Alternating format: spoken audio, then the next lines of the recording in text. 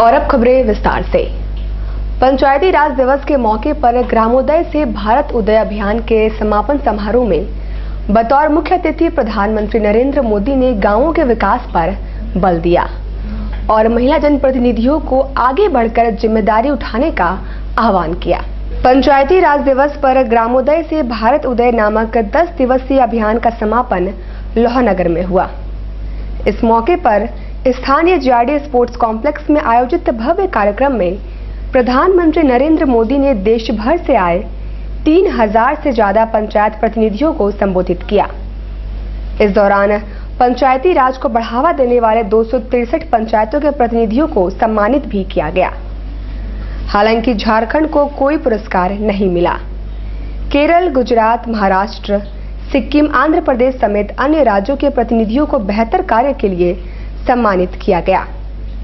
मंच पर मुख्यमंत्री रघुवर दास के अलावा राज्यपाल द्रौपदी मुर्मू, पंचायती राज मंत्री सुदर्शन भगत, नीलकंठ सिंह मुंडा, सरयू राय, सांसद विद्युत वरण महतो भी मौजूद थे। मुख्यमंत्री रघुवर दास ने अपने संबोधन में सरकारी योजनाओं का जिक्र किया और मनरेगा समेत अन्य योजनाओं का लाभ ग्रामों तक पहुंचाने की कटिबद्धता दोहराई। प्रधानमंत्री नरेंद्र मोदी ने अपने संबोधन में गांवों के विकास, पंचायती राज को बढ़ावा देने, ग्राम सभा को विकसित करने पर बल देते हुए विशेषकर महिला जनप्रतिनिधियों को आगे आकर सरकारी योजनाओं को गांवों के अंतिम व्यक्ति तक पहुंचाने का बीड़ा उठाने का आह्वान किया। उन्होंने कहा कि दिल्ली अब उठकर हर गांव में पहुंचेगा।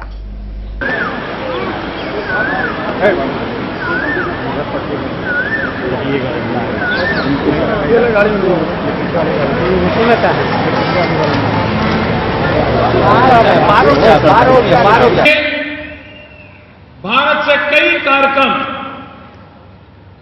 अब हम दिल्ली के बाहर जनता जनार्दन के बीच में ले जाने का एक निरंतर प्रयास करते हैं। जब देश के किसानों के लिए सॉइल हेल्थ कार्ड का प्रारंभ करना था तो हमने राजस्थान चुना था, जहां पर पानी की किल्लत रहती है, जहां किसान को बहुत सारा जूझना पड़ता है।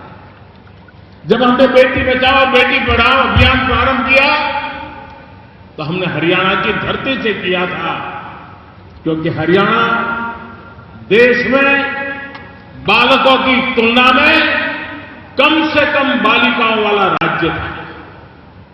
एक बहुत बड़ी चिंता का विषय था और उस एक कार्यक्रम का परिणाम यह आया कि हरियाणा ने साल भर के भीतर जेंडर रेशियो में आमूलचूल परिवर्तन कर दिया। बालक और बालिका की संख्या बराबर करने की दिशा में वो तेज गति से सफलतापूर्वक आगे बढ़ रहे हैं। भगवान बिरसा मुंडा की धरती को हमने पसंद किया है और आज इस धरती से देश के गांव वासियों से बातचीत करने का मुझे सौभाग्य मिला। महात्मा गांधी कहा करते थे कि भारत गांवों में बसा हुआ है, लेकिन हम देख रहे हैं कि आजादी के इतने सालों के बाद गांव और शहर के बीच खाई बढ़ती ही चली गई। जो सुविधाएं शहर में है, क्या गांव उसका हकदार नहीं है क्या? अगर बिजली शहर को मिलती है तो बिजली गांव के गरीब के घर तक जानी चाहिए कि नहीं जानी चाहिए? अगर शहर में बढ़िया सड़क है तो गांव के लोगों को भी आने जाने को काम आ जाए, ऐसी तो सड़क मिलनी चाहिए कि नहीं मिलनी चाहिए? अगर गांव के पंचायत व्यवस्था में बैठे हुए प्रतिनिधि ये संकल्प करें कि गांव के लोगों ने 5 साल के लिए मुझ पे भरोसा किया, क्या 5 साल के अंदर मैं गांव को कुछ ऐसा देकर के जाऊं ताकि आने वाली वाली पीढ़ियां भी याद करें कि फलाने फलाने वर्ष में फलाने पंचायत के प्रधान थे, फलाने पंचायत के मेंबर थे, इन्होंने हमारे गांव में ये बढ़िया काम कर करके गए। हर किसी के मन में, सभी जनप्रतिनिधियों के मन में ये संकल्प होना चाहिए कि मैं मेरे कार्यकाल में जिन लोगों का मैं प्रतिनिधि हूं, उस क्षेत्र की भलाई में कुछ न कुछ उत्तम ऐसे काम करके जाऊंगा जो आने वाले दिनों में गांव को आगे जाने के लिए एक मजबूत नींव का काम करेंगे। दिवस के अवसर पर इन लाखों मेरी महिला प्रतिनिधियों से आग्रह करना चाहता हूं, हाथ जोड़कर विनती करना चाहता हूं कि मेरी माताएं बहनें, आपके गांव ने आप पर भरोसा रखा है और आप एक मां है, आप एक महिला है। क्या आप अपनी पंचायत में कुछ बातों के विषय में नेतृत्व करके परिवर्तन ला सकती हो क्या?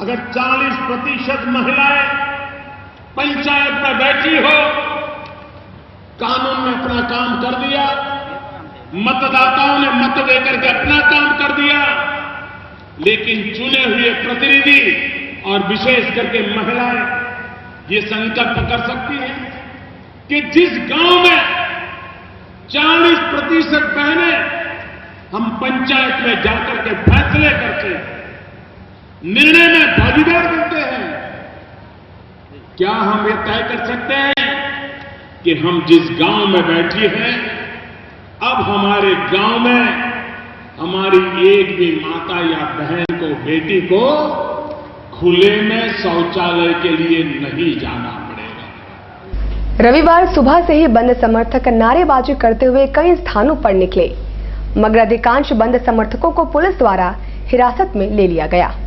स्थानीय नीति के विरोध में आहूत कोल्हान बंद को सफल बनाने के लिए रविवार सुबह ही बंद समर्थक विभिन्न क्षेत्रों में निकलकर नारेबाजी करने लगे, मगर पहले से ही तैनात पुलिस ने सभी को हिरासत में ले लिया।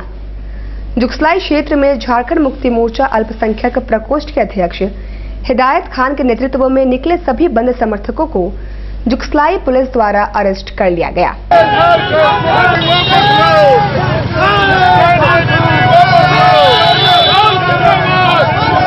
झारखंड सरकार द्वारा, भारतीय जनता पार्टी द्वारा स्थानीय नीति जो थोपी गई है, झारखंड की जनता को छलने का काम किया गया है, यहाँ के आदिवासी मूलवासियों के साथ नाइंसाफी करने का काम किया गया है। दरअसल में इनकी स्थानीय नीति स्पष्ट नहीं है, ये भी तय नहीं है, एक बात नहीं है, कई बातें हैं जिसको आपस में ही दर्शाता है। कहीं मैट्रिकुलेशन, यहाँ पर जो मैट्रिक पास करेंगे उनको भी स्थानीय नीति का दर्जा दिया जाएगा, स्थानीय का दर्जा दिया जाएगा, आखिरी लास्ट सेटलमेंट को भी दिया जाएगा, मुखिया सरपंच से लिखा लिया जाएगा, वो उसको भी दिया जाएगा। तो कहीं ना कहीं इतनी बातें हैं कि जो लोग यहाँ पर नौकरी किए हैं, सर्वोच्च पद में रहे, उनको भी दिया जाएगा। तो आज आपने देखा बिहार में बिहारी और बाहरी का नारा लोगों ने लगाया, और लगाने के बाद वहां पर बिहारियों ने बाहरियों को नकारा। तो यहाँ भी झारखंड में हम सिर्फ आदिवासी की बात नहीं करते, मूलवासियों में यहाँ पर मुसलमान भी हैं, बिहारी भी हैं, सिख भी हैं, ईसाई भी हैं। जो लोग यहाँ बरसों से बसे हुए हैं, उनका हक नहीं छीनना चाहिए, उनका हक बरकरार रहना चाहिए। हम लोग आदिवासी मूलवासियों के हक की लड़ाई लड़ने के लिए झारखंड मुक्ति मोर्चा ने आज इस बात का आह्वान किया है कि 1 दिवसीय कोल्हान बंदी किया जाए। हम शांतिपूर्वक बंदी के पक्षधर हैं। वहीं करंडी में भी झामुमो के बंद समर्थकों को परसुडी थाना में हिरासत में ले लिया गया।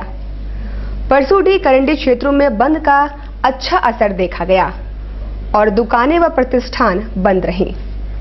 वहीं स्टेशन क्षेत्र में मोहम्मद शबीर के नेतृत्व में कांग्रेसी कार्यकर्ता सड़कों पर उतरे और जमकर नारेबाजी की। बाद में जुगसलाई में उन्हें हिरासत में ले लिया गया।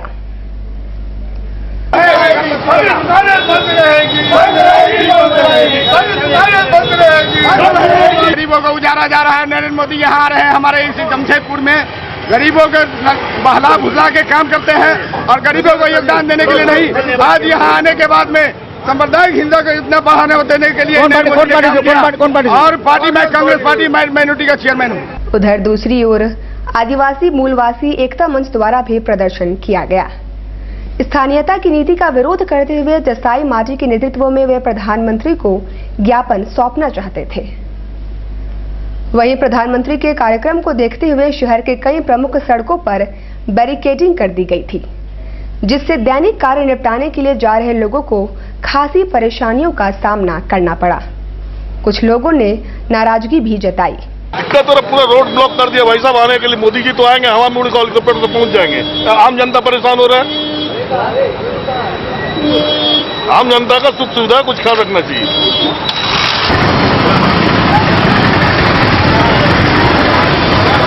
कैसे जाएगा सर्किट कैसे जाएगा, कदमा कैसे जाएगा, कैसे जाएगा, कैसे जाएगा।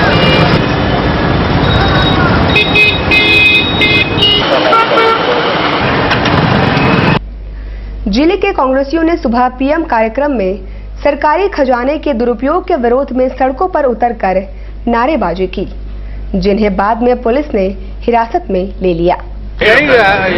मुर्दाबाद मुर्दाबाद, केंद्र सरकार मुर्दाबाद मुर्दाबाद, गांधी जिंदाबाद जिंदाबाद जिंदाबाद। भारत के प्रधानमंत्री जमशेदपुर आ रहे हैं और जिस तरह से पंचायत प्रतिनिधियों का सम्मेलन है, सरकार के द्वारा पैसा जो इस कार्यक्रम में लगाया जा रहा है, लेकिन यह पंचायत प्रतिनिधियों का सम्मेलन नहीं होकर यह भाजपा का कार्यकर्ता सम्मेलन है और जो सरकारी पैसा का दुरुपयोग हो रहा है उसका हम लोग कांग्रेस पार्टी के लोग विरोध कर रहे हैं और प्रशासन हम लोग को गिरफ्तार कर रही है। और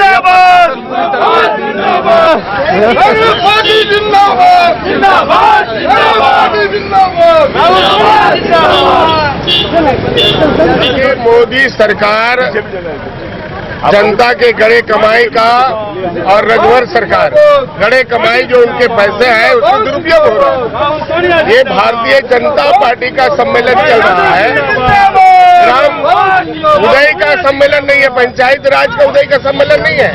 ये भारतीय जनता पार्टी का सम्मेलन है, ये भारतीय जनता पार्टी का ब्रांडेड कर रहा है। उधर प्रधानमंत्री के कार्यक्रम में सुरक्षा के इतने पुख्ता इंतजाम किए गए थे कि भीतर जाने वाली इंसान को बैग, पानी के बोतल कुछ भी ले जाने की अनुमति नहीं थी। मुख्य द्वार पर ही सख्ती से जांच की और सामान को बाहर ही रखवा दिया गया। आलम यह रहा कि लोग तो भीतर चले गए, पर सैकड़ों की संख्या में सामान बाहर ही पड़े रहे।